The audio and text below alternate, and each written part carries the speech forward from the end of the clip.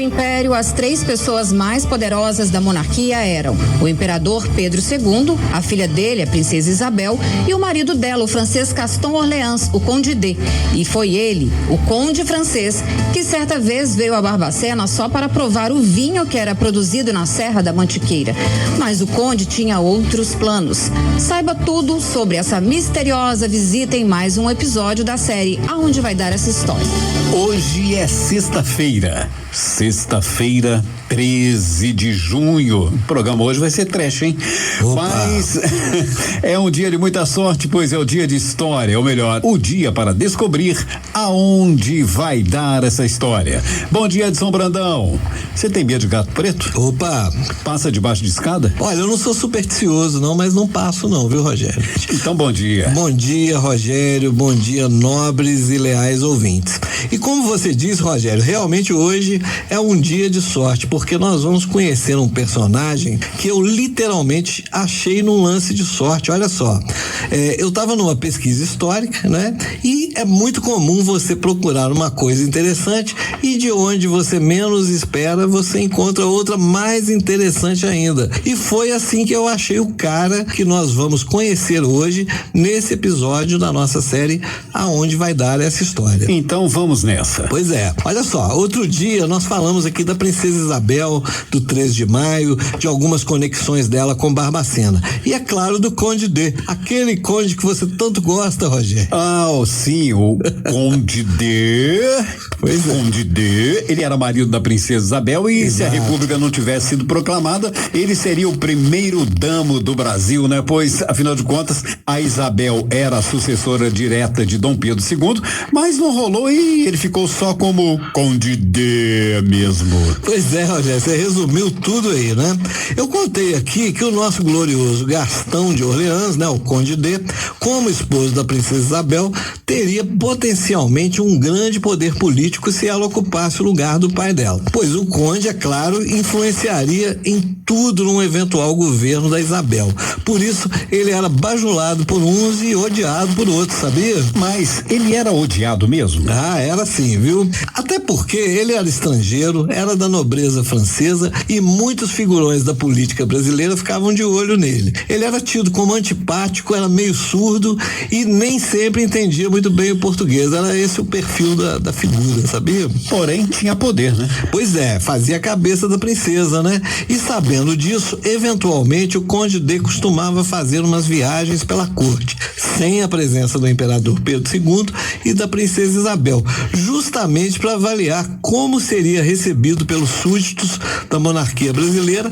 E numa dessas, em 1877, adivinha onde que ele veio? Adivinha aonde que ele veio? Barbacena City.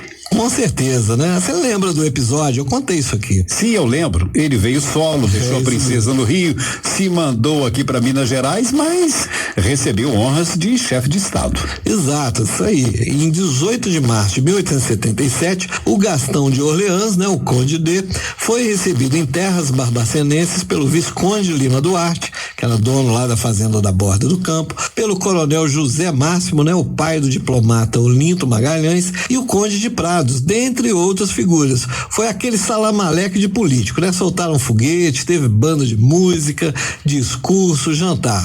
E como era a visita do conde, o Conde D ficou na casa de outro conde, o Conde de Prados, né? Afinal, conde com conde se entendem, né? É verdade, é isso mesmo. Mas na prática, Rogério, o conde não tinha muito o que fazer aqui em Barbacena, não. Pelo menos oficialmente. Assim, para receber as honras de um membro da nobreza e se expor publicamente, ele conheceu as poucas coisas que Barbacena poderia oferecer a um visitante ilustre como ele.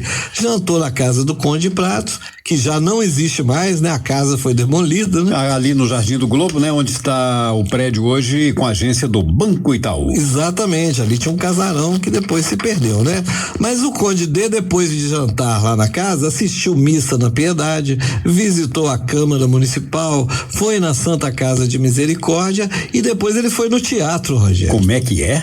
É isso mesmo. Ele foi no teatro em Barbacena? Foi no teatro em Barbacena. Mas como assim, meu amigo Brandon? Bom, tinha teatro em Barbacena nessa época? Bom, os relatos da época diziam que tinha um casarão ali no centro que fazia às vezes de um teatro pequeno, improvisado. Mas disseram pro conde que logo a construção do novo teatro iria ser concluída. Você imagina, né? Isso foi há 150 anos atrás, né? Rapaz, eu tô de cara, porque já prometeram alguns poucos anos atrás também um teatro e não saiu. Essa história é velha, hein? É velha. Nem as pirâmides do Egito demoraram tanto. É verdade. Mas aonde era esse teatro, Edson? Pois é, boa pergunta. Eu acho que falaram pro Conde D que estavam fazendo um teatro para não passar vergonha ali vendo o teatrinho, né? Mas a gente realmente nem sabe aonde que seria isso. Esse teatro não tinha uma lâmpada vermelha não, né? Eu imagino que não, viu? Mas a parte que interessa dessa história, Rogério, é outra. O Conde, fingindo que estava muito interessado, seguiu visitando outros lugares da cidade. E a próxima parada foi a casa do Pedro Victor Renault, ou melhor, o Monsieur Pierre Victor Renault, francês como ele, Rogério. Lá pelo menos deve ter rolado um champanhe com petit gâteau, né? É verdade, né? Casa de Pierre Victor Renault era uma casa francesa, com certeza, né? Eu não sei se teve o petit gâteau na casa do Renault, não. Até rimou, viu, Edson? Petit gâteau no Renault. Pois é, mas o marido da princesa Isabel queria andar mais por Barbacena e foi visitar o Colégio Providência, onde hoje é a Epicar, e ouviu a saudação de um aluno, né, o Washington Badaró, que recitou um texto em francês em homenagem à língua pátria do conde. Mas depois dessa charopada toda, ele e mais a comitiva seguiram a cavalo para o lugar que aparentemente mais interessava para o Conde D nesse passeio todo e cuja história é pouquíssimo conhecida. Ele foi conhecer a primeira vinícola de Barbacena. Pois é, outra coisa que a gente não sabia. Tinha vinícola em Barbacena? Aí que tá, né? Mas com plantação de uva, produção comercial de vinho e tudo mais? Pois é, eis os mistérios da história, Rogério. Ao que nos parece, esse pode ter sido o maior interesse do Conde D nessa estranha e inesperada vinda a Barbacena. Ele, como um bom francês, saberia o valor de um bom vinho, né? Mas realmente tinha mesmo uma fabricação de vinhos em Barbacena? Tinha. E eu digo assim, uma produção em escala comercial, com mercado consumidor. Vale lembrar que nós estamos falando de 150 anos atrás, né, Edson? E os vinhos importados deveriam ser bem caros, né? Pois é, você chegou no ponto mais curioso dessa história, Rogério. Nós já contamos aqui sobre o pioneirismo de Barbacena nos laticínios, já falamos do leite condensado, lembra que era fabricado aqui na mesma época lá do Nestlé na Europa, né? Sim, com certeza, a gente falou sobre isso aqui. Nós contamos também que Barbacena tinha uma fabricação famosa de cigarros, né? Que tornou a cidade famosa no Brasil inteiro, né? Fumar um Barbacena entre 1880 e 1890 era sinônimo de fumar um cigarro chique. Isso para quem gosta, é claro. E não era o famoso cigarrinho do capeta. Não, era outro naipe de fumo. E falamos da nossa cervejaria, aquela produzida em Barbacena, lembra? A cervejaria Bavária, né? Com a puríssima água cristalina do córrego da Rua Bahia. E não é ironia não, viu? Não, gente, isso aqui é sério. É sério. Antes de serem poluídas, é bom a gente lembrar, as nascentes do córrego da Rua Bahia e dos outros cursos d'água ali da região do Pontilhão eram tão puros que dava até para fabricar cerveja. E é verdade, a nossa cervejaria só deu errado por duas coisas. Primeiro, o cartel das grandes cervejarias que iriam dominar o mercado. E aquela famosa explosão da caldeira, né? Que levou a cervejaria literalmente para os ares, né? Verdade. A gente contou aqui, né? Pois é, agora voltando para a história das uvas e do vinho barbacenense, essa história tem nome, tem sobrenome e endereço, Rogério. O nome é José Joaquim. O sobrenome é Castro e o endereço é a Chácara do Patrimônio. Era o trabalho desse produtor, o José Joaquim de Castro, e os frutos dessa chácara que fizeram o Conde D sair do seu palácio lá da Quinta da Boa Vista para se aventurar nos morros e planaltos da Serra da Mantiqueira. Ô, meu prezado Brandon. Sim. Então, se o Conde D, né, ele estava com segundas intenções na sua visita a Barbacena, vamos lá descobrir tudo sobre o vinho do patrimônio patrimônio, as uvas da Mantiqueira e, claro, vamos ver aonde vai dar essa parreira do José Joaquim, ou melhor, aonde vai dar essa história. Aonde vai dar essa história? Então, Rogério, como nós dissemos, de tudo o que ele viu e ouviu em Barbacena, o marido da princesa Isabel se ligou mesmo, foi na visita que ele fez à propriedade do José Joaquim de Castro, que tinha uma chácara na localidade do Patrimônio, que é equivalente aí à região ali do Faria, antiga Estrada de Barroso. Então foi ali que o Conde D provou um autêntico vinho barbacenense. Provou e gostou, viu, Rogério? Tanto que a imprensa da época deu muito destaque na parte em que o Conde D vai visitar a chácara e demonstra interesse pelos resultados positivos que o produtor barbacenense estava alcançando. A repercussão foi tão grande que o Conde D passou por lá em março de 1877.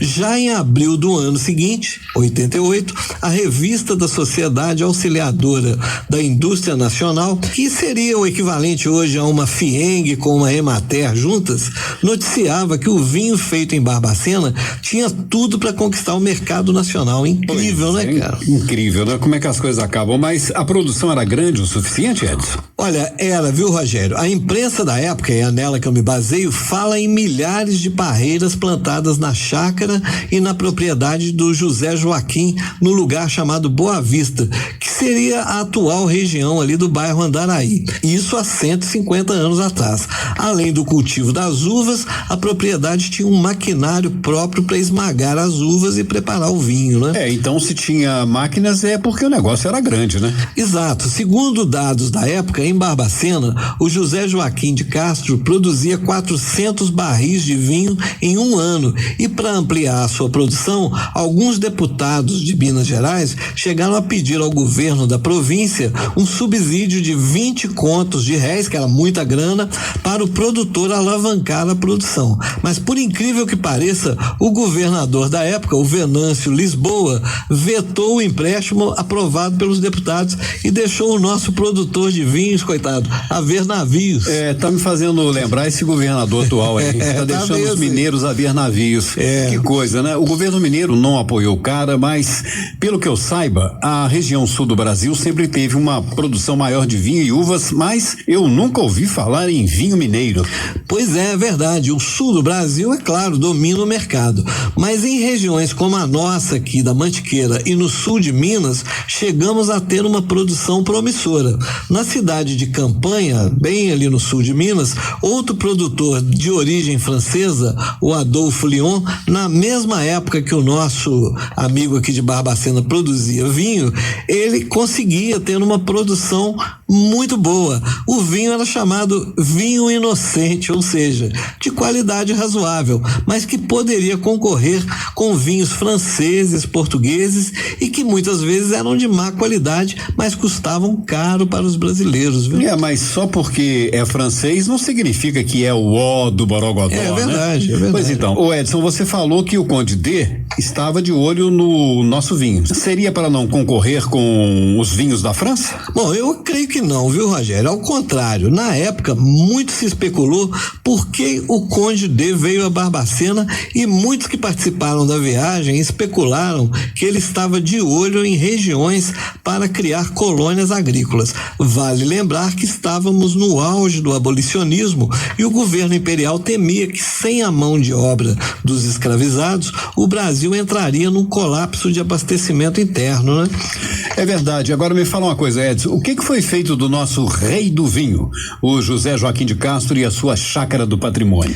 Bom, nós podemos deduzir que o tempo passou, ele não conseguiu aumentar a produção e o vinho de Barbacena foi ficando para trás.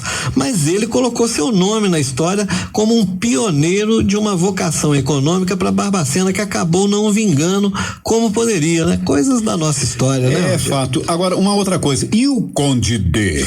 Será que ele queria mesmo fazer a tal colônia agrícola? Pois é, se o Conde D de fato queria avaliar se daria para instalar uma colônia agrícola por aqui, jamais saberemos. Mas o fato é que 10 anos depois, olha que coincidência, dessa visita do Conde surge a colônia Rodrigo Silva, mas não distribuindo terra para o povo que já morava aqui, mas para a imigração italiana que chegaria. Mas aí, Rogério, isso já é outra história, né? É verdade. Agora, se tivesse ido para frente, né, o vinho de Barbacena poderia se chamar Levant de Conde D. Meu caro Brandão. Boa, boa. Bom, eu acho que poderia ser, ou então Gaston de Orleans, né? Um bom nome para um vinho que certamente estaria na carta digital do Rei do Vinho, né? A sua adega online. E para harmonizar, era só pedir um prato no Ai Que Fome. Aí tava completo, né? Com esse friozinho então, hein? Perfeito, né? Bom, eu sou o Edson Brandão e você ouviu mais um capítulo da série Aonde Vai Dar Essa História.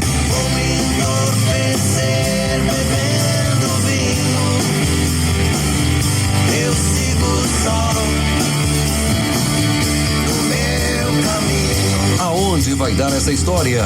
Oferecimento Rei do Vinho e iFome.